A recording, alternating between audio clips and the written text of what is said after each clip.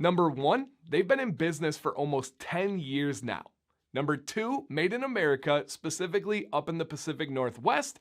And number 3, very fairly priced. Those are just a few of the details that I'm going to cover in today's review video, and we're going to go over the company known as Soft Beards. Now, this is a company that many of you watching right now have tried and you don't even realize it.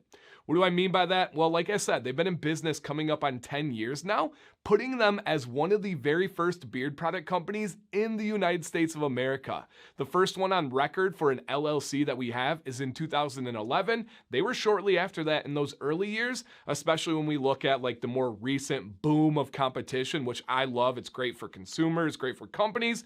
But the name before their rebrand was called the Original Lumberjack. Now, some of you are like, oh my gosh, I've heard of that. Oh my gosh, I've tried that. Well, it's because Scuba had reviewed them, tried them, made some videos for them and about them. And I know a lot of you watch him and I know a lot of you go with his recommendations. So if you tried this company formerly known as the Original Lumberjack, please leave a comment, unfiltered, uncensored, with your experiences. Good, bad, other, let us know down below. And then as you watch the video today, does it seem like it's the same thing? Are there things different? Because I don't actually know. I don't know anything about the Original Lumberjack. All I can talk about is what I've experienced with Soft Beards. So your insight could be very valuable to people watching, potential consumers, all of that. But first, guys, I want to say thank you for checking out the video. My name is Dan C. Bearded. If you are new here, hey, thank you again. And please consider subscribing if you like learning about beard care. If you're returning, shout out to you guys and everybody. Wait, distracted with your kids, the dog. Listen up real quick. Well, real quick, if you could, please hit a thumbs up. That would mean a lot to me. All right, let's get into some important details. Beard oil, price. On the bottle and on the website, they have their 1 ounce traditional glass bottle, dropper top, all that, going for $14.99. Now, I do have a discount code I'll put up over here. DANC equals 20% off. It's not an affiliate, meaning I don't get a kickback on sales, no commission or anything like that. Just the savings for you guys. But I do like to rate companies based on the price compared to what I consider the market average. And I'm going to give this company a smack dab $2 price rating. That's out of a 1, 2, or 3. And it's right on the best side of that $2 price rating, right? 15 is really smack dab in the middle where they're at. You add in that 20% off, you save another about $3. That's bringing it right down there, flirting with the 1. Great value on these. Now, let's take a look at the ingredients, right? For me, beard oil is always the most important product that a company can offer. Beard wash being a close second. Everything else has its place and is nice and can be needed, but beard oil is the most important. So let's take a look at the ingredients, see if it sounds like it is a good quality thing on paper. I'll tell you about my experience. We'll go into the scents and really anything else that I think you guys should know. And of course, if I don't cover anything, just ask a question. I'll do my best to get back to you guys in the comments. I'm pretty good at responding. All right, here are our ingredients in the beard oil.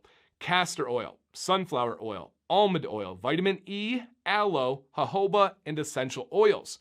Fantastic. There is no like red flag there. There's nothing that's bad. And you see castor oil first on the list, and that can go a lot of ways, right? Just so you guys know, FDA laws, you need to label in America your ingredients by potency.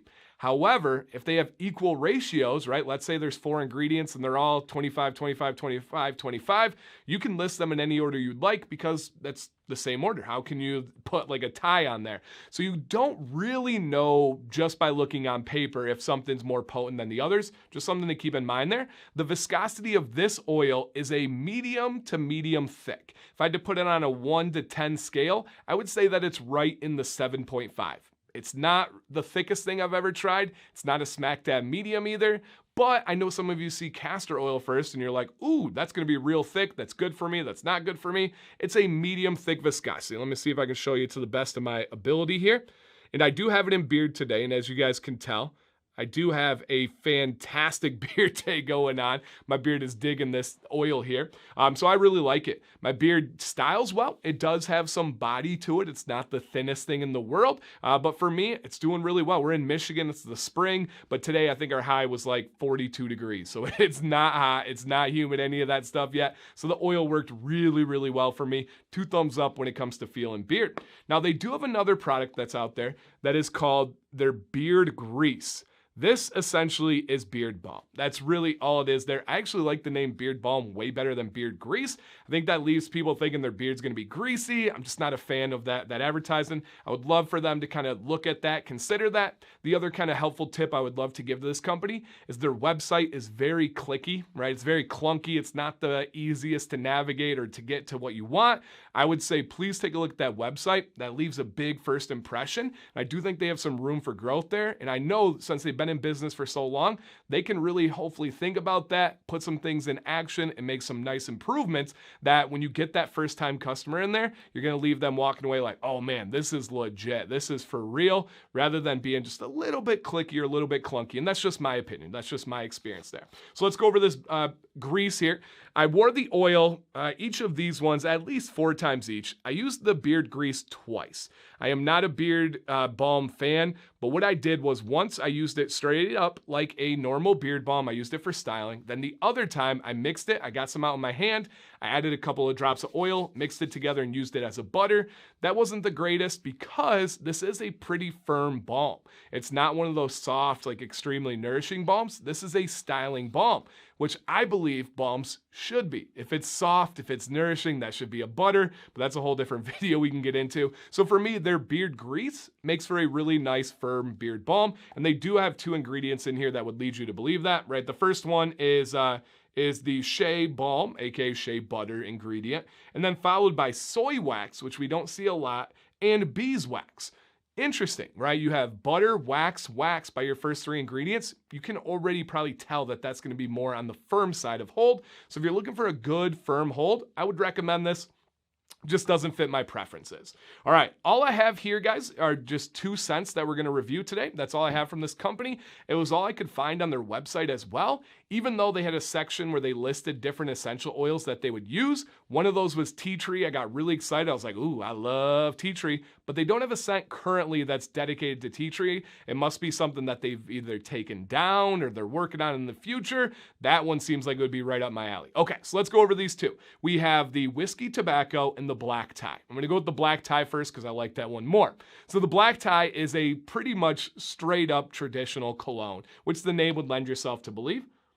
It is a sweeter cologne. It's not one of those spicy, pungent ones. It's not soapy. For me, it would be a sweet cologne. Not aquatic, not citrus, just on the sweet side of colognes here. They don't give anything more than just essential oils as your ingredient on here, so I can't give you any more specifics about what it is.